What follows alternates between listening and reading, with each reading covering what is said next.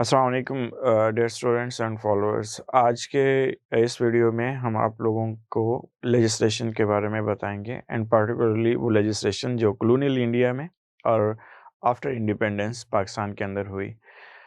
Legislation का ये process that was too lengthy, almost 190 years colonial masters हमें legislation के इस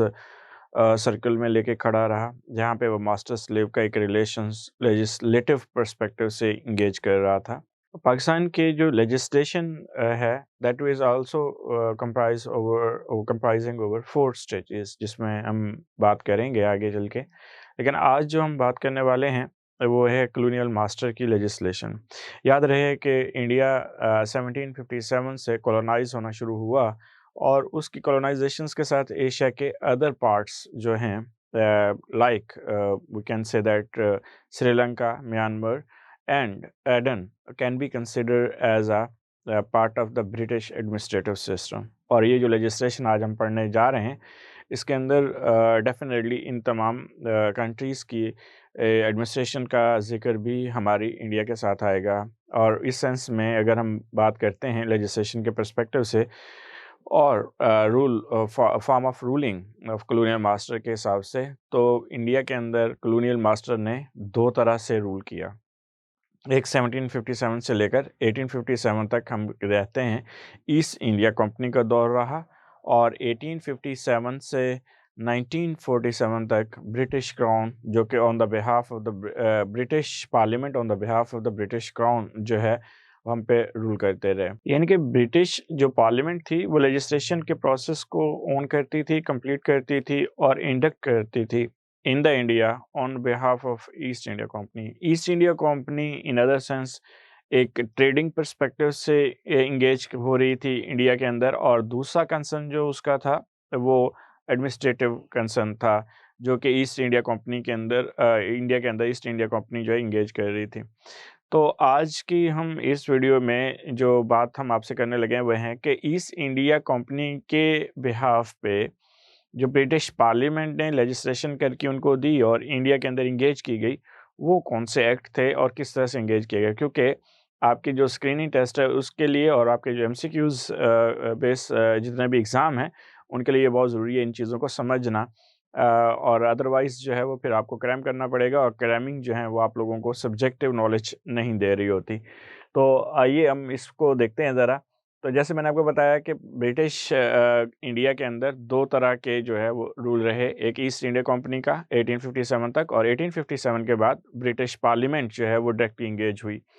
अगर हम ईस्ट इंडिया कंपनी के एक्ट देखें तो 1773, 1780 और 1784, 1786 एंड 1793 और 1830 के जो एक्ट हैं ये देखना ज़रूरी है हमारे लिए, और आज हम इनके ऊपर बात करेंगे। और इससे नेक्स्ट जो हमारा लेक्चर होगा वो फिर हम गवर्नमेंट ऑफ इंडिया एक्ट 1833 से ऑनवर्ड देखेंगे 1947 तक का।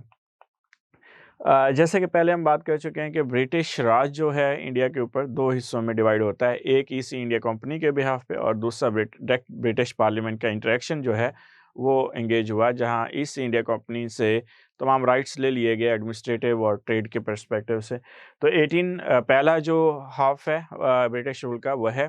1757 से 1857 तक का, और दूसरा जो हाफ है वह है 1857 से 1947 तक का।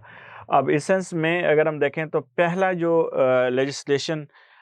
लेजिस्लेटिव एक्ट इंट्रोड्यूस करवाया गया इंडिया के अंदर, और जो कि बरतानी पार्लियामेंट ने पहली इंटरवेंशन की इंडिया में ईस्ट इंडिया कंपनी के काम में मुदाखलत की, that is on the behalf of the regulating act 1773। अब ये पहले इंटरवेंशन थी ब्रिटिश गवर्नमेंट की जो ईस्ट इंडिया कंपनी के कामों में मुदाखलत के तौर पर इंगेज की जाती है या देखी जाती है। इस एक्ट के तहत एक गवर्नर जनरल की का पोर्टफोलियो इंगेज किया गया इंडिया के अंदर, और जो Fort William that was in Bengal जो पहले गवर्नर जनरल कंसिडर किए गए, और मद्रास और मुंबई की सुपरवाइजरी जो प्रेसिडेंसी है उनके सुपरवाइज़र जो है मुकर्रर हुए। और गवर्नर जनरल की कौंसिल रखी गई, 4 मेंबर्स से उस गवर्नर जनरल के कौंसिल में, और इसको वोट कास्ट करने का हक था, लेकिन वो कौंसिल जो है वो गवर्नर जनरल के इख्तियारात या उसके ऑर्डर को वीटो नहीं कर सकती थी।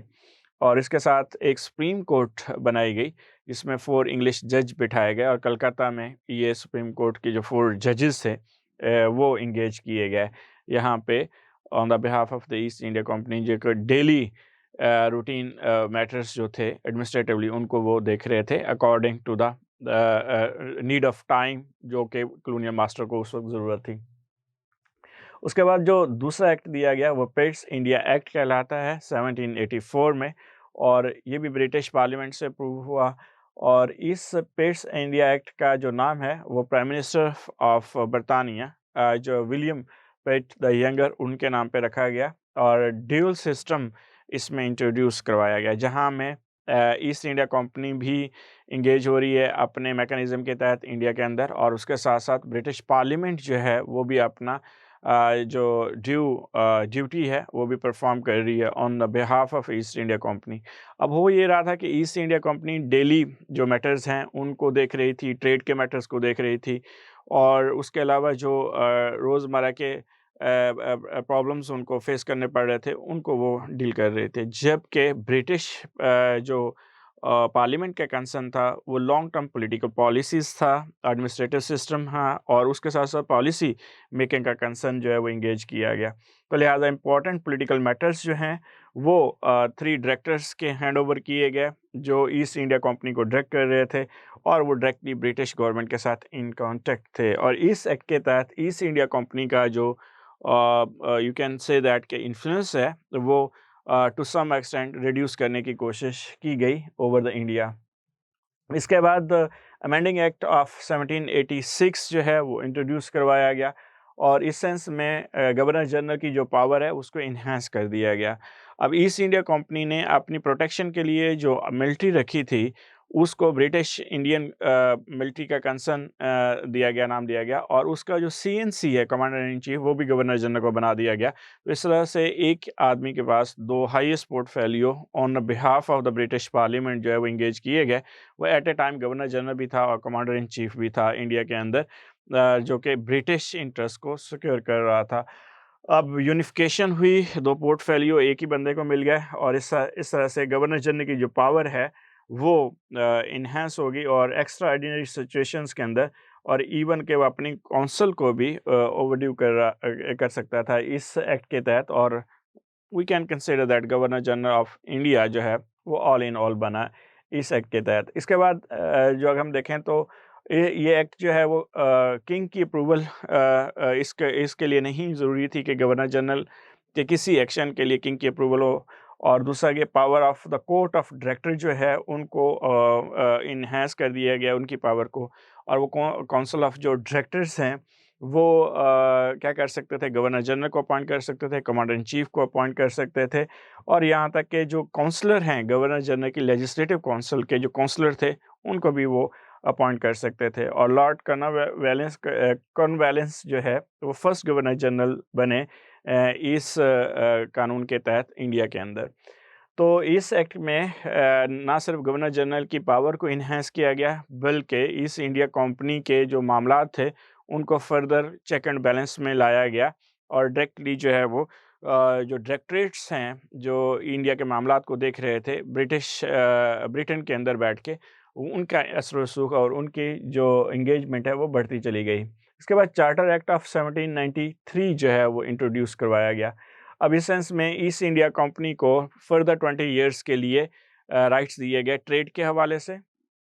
कि वो फर्दर इंडियन टेरिटरी को ओन कर सकती है, और फर्दर 20 ईयर्स के लिए जो ट्रेड के मामलात हैं उनको वो देख सकती है। अब ये होता ये था कि ईस्ट इंडिया कंपनी ट्रेड के बिहाफ पे इंडिया पे रूल कर रही थी, लेकिन एडमिनिस्ट्रेटिव ली भी ओन कर रही थी, जबकि ब्रिटिश पार्लियामेंट आहिस्ता-आहिस्ता जो है ईस्ट इंडिया कंपनी के जो एडमिनिस्ट्रेटिव पावर थी उनको जो है वो रिड्यूस कर रही थी, और ट्रेड के मैटर्स में भी इंटरफेयर कर रही थी। तो इनकी आपस में भी एक तरह की एक क्लैश ऑफ इंटरेस्ट जो है वो इंगेज था, लेकिन ये दोनों मिलके अपने आप को एक दूसरे के साथ एम्पावर भी कर रहे थे on on on Indian territory, और इस तरह से इंडिया की टेरिटरी जो है वो ग्रेजुअली इनके हाथों में जा भी रही थी। लेकिन ईस्ट इंडिया कंपनी के जितने भी मामलात थे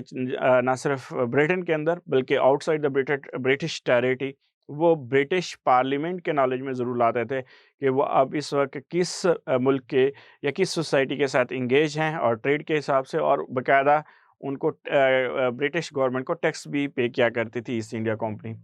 इस सेंस में जब हम चार्टर एक्ट ऑफ 1813 की तरफ जाते हैं, तो इस सेंस में हम इसको ईस्ट इंडिया एक्ट 1813 का नाम भी देते हैं और चार्टर एक्ट ऑफ 1830 का नाम भी देते हैं। इसमें कंपनी की जो ट्रेड मोनोपोली है उसको थोड़ा-सा चैलेंज कर दिया गया। और पहले इंडिया की टेरिटरी के ऊपर East India company all in all थी with the perspective of trade and to some extent administratively, और इंटरवेंशंस जो होती थी इंडियन मैटर्स के अंदर बिज़नेस के पॉइंट ऑफ व्यू से या एडमिनिस्ट्रेटिवली, तो ईस्ट इंडिया कंपनी और इनको सपोर्ट किया जा रहा था ब्रिटिश पार्लियामेंट का एडमिनिस्ट्रेटिव सिस्टम। बट इसके साथ ब्रिटिश पार्लियामेंट ने एक जो थर्ड पार्टी है उसको भी इंगेज किया इस एक्ट के तहत, and that was the Christian missionaries. और क्रिश्चियन मिशनरीज को ये राइट दिया गया कि वो इंग्लिश एजुकेशन को प्रोपेगेट करे और उस इंग्लिश लैंग्वेज और एजुकेशन के बिहाफ पे अपनी क्रिश्चियनिटी को भी वो प्रमोट कर सकती है। तो ईस्ट इंडिया कंपनी के पैरेलल एक रिलीजियस अप्रोच जो है वो इंगेज कर दी गई इस एक्ट के तहत, and in the form of the Christian missionaries. और first time Christian missionaries through legislative act जो है वो इंडिया के अंदर उन्होंने इंटरवेन किया करना शुरू किया। और इस सेंस में जो कंपनी की मोनोपोली थी, और पर्टिकुलरली टी के हवाले से और ट्रेड के हवाले से, टी ट्रेड के हवाले से और ओपियम ट्रेड के हवाले से चाइना, उसको भी किसी हद तक उन्होंने कर्व करना शुरू कर दिया। ऐसे ऐसे इस सेंस में जब हम करते हैं, तो ईस्ट इंडिया कंपनी का जो इकोनॉमिक इंटरेस्ट थे वो ग्रेजुअली रिड्यूस हो रहे थे अकॉर्डिंग टू दैट एक्ट। और इवन ना सिर्फ इंडिया की टेरिटरी के ऊपर बल्कि चाइना की तरफ भी जो उन्होंने ट्रेड अपनी एक्टिविटीज़ इंगेज की हुई थी, उनको भी किसी हद तक जो है वो रिड्यूस करना पड़ा। नेक्स्ट जो एक्ट दिया गया वो था एक्ट ऑफ 1833, एंड इसको सेंट हेलेना एक्ट का भी नाम दिया जाता है। सेंट हेलेना एक्ट जो है ये 1833 में आया, और इसको सेंट हेलेना एक्ट क्यों कहा जाता है? बिकॉज सेंट हेलेना जो है एक आइलैंड है अटलांटिक ओशन में, near to the almost southern Africa, African part of Africa continent के साथ हमें मिलता है, और on the route of the international trade route है। तो यहाँ पे भी ब्रिटिश ईस्ट इंडिया कंपनी ने होल्ड किया हुआ था। तो इस सेंस में जैसे मैंने आपको पहले बताया कि ईस्ट इंडिया कंपनी जो ट्रेड के नाम पे अपनी एक्सपेंडिचर जो अपनी वॉर एक्सपेडिशंस हैं उनको इंगेज कर रही थी, और साथ साथ ट्रेड के न्यू रूट्स को भी इंगेज कर रही थी। तो उस सेंस में जो सेंट हेलेना आइलैंड, एडन, और उसके बाद श्रीलंका, म्यांमार एंड इंडियन, ये टेरिटरी जो है उनके हमेशा इन्फ्लुएंस में रही है। तो सेंट हेलेना एक्ट के अंदर इन्होंने ब्रिटिश पार्लियामेंट ने ईस्ट इंडिया कंपनी की जो एक्टिविटीज़ थी सेंट हेलेना में, उनको भी रिड्यूस किया। और लेकिन हम इसको इंडिया की टेरिटरी के साथ क्यों जोड़ते हैं? बिकॉज़ ईस्ट इंडिया कंपनी का जो होल्ड था वो ना सिर्फ इंडिया के अंदर रिड्यूस हो रहा था, but although in other parts of the जो वर्ल्ड है, जहाँ पे ईस्ट इंडिया कंपनी ने किसी वक़्त में होल्ड किया और वहाँ पे एंगेज की अपनी एक्टिविटीज़ को, वहाँ पे इसको भी रिड्यूस किया जा रहा था। और इस सेंस में कॉलोनियल इंडिया और सेंट हेलेना में ईस्ट इंडिया कंपनी की जो मोनोपोली है उसको किसी हद तक रिड्यूस करने की एक और कोशिश जो है वह इस एक्ट के तहत जो है वो की गई। सो एक्ट ऑफ 1833 जो है that is also known as Saint Helena act. और इस एक्ट के तहत सेंट हेलेना जो आइलैंड था that was going under the direct control of the British crown, यानी ब्रिटिश पार्लियामेंट। अच्छा, जब ब्रिटिश क्राउन की बात आती है तो ब्रिटिश क्राउन की पावर हमेशा ब्रिटिश पार्लियामेंट जो है वो यूज़ करती है, और British parliament through the legislation जो है इस पावर को इंगेज कर रही होती है over there territories and the territory of their colonialism. अब 1833 इस एक्ट में इन्होंने गवर्नर जनरल ऑफ बंगाल को जो है एक टाइटल दिया गवर्नर जनरल ऑफ इंडिया का, और इसको रीडिज़ाइन किया गया, और first governor general of India जो है वो लॉर्ड विलियम बेंटिक जो है वो अनाउंस हुए, और इन्होंने अपनी जो लेजिस्लेटिव काउंसिल थी गवर्नर जनरल की, उसको नाम दे दिया गया इंडियन काउंसिल का इस एक्ट के तहत। तो ड्यू टू दिस रीज़न हम ये कहते हैं कि यहाँ पे ब्रिटिश का जो होल्ड है वो फर्दर एक्सपैंड हुआ from Bengal to the India. तो we can say that according to this act इन्होंने अपनी लेजिस्लेटिव असेंबली के अंदर ऑलमोस्ट इंडिया को अपना जो एक्सेस है, ऑक्यूपेशन एक्सेस है या ऑक्यूपेशन कंसिडरेशन है, वो बंगाल से एक्सपेंड करके अपने मसल्स को इंडिया तक बढ़ाया through their legislations.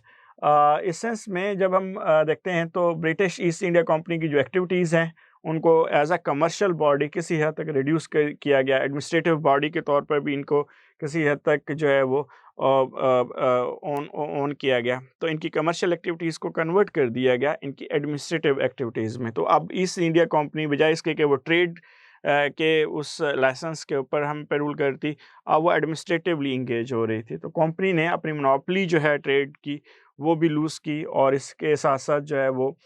Even China के ऊपर और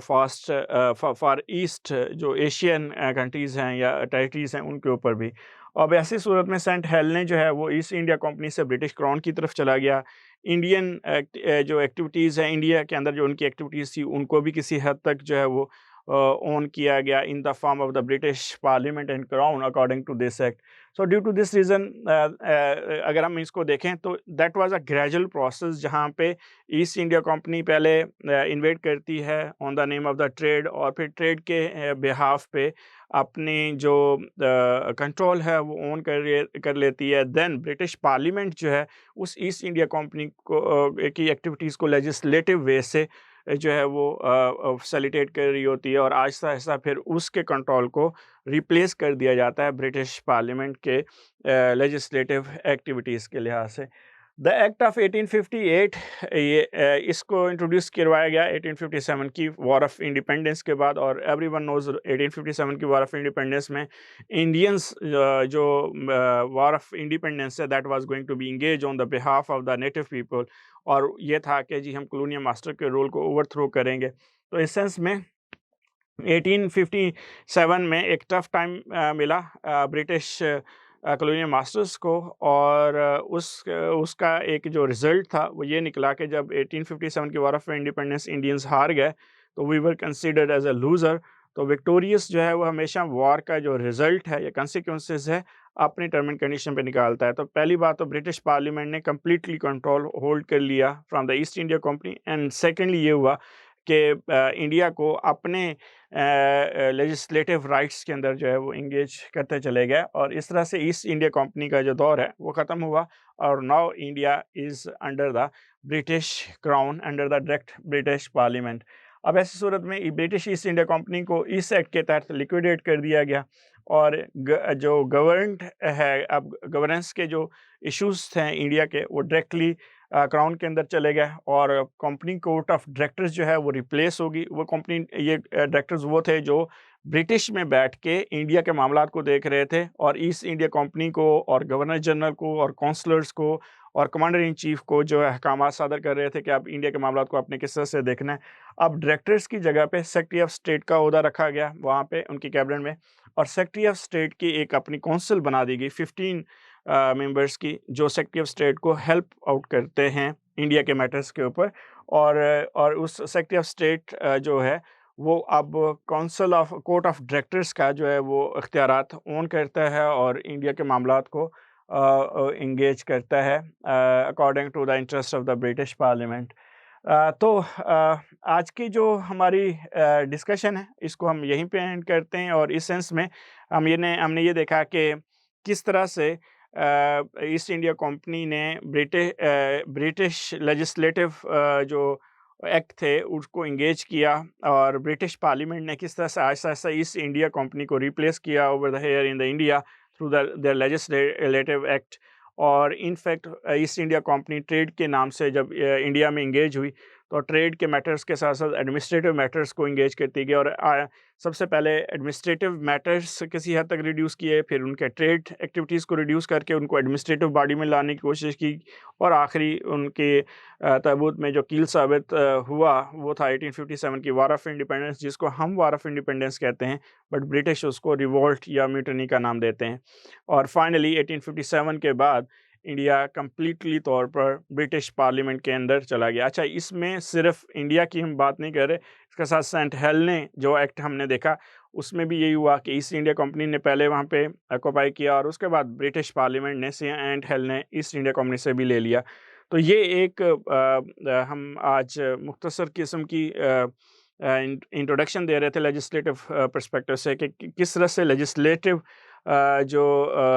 अप्रोच है वो इंगेज की गई on the behalf of India Company by the British Parliament over here in the India। जो हमारे नेक्स्ट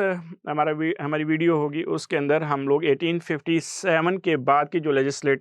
लेजिस्लेशन है जो ब्रिटिश पार्लियामेंट डायरेक्टली इंगेज कर रही है इन द इंडिया, वो क्या थी उसके बारे में हम बात करेंगे। तो आज के लिए इतना ही काफ़ी है। बहुत शुक्रिया। अल्लाह हाफिज़।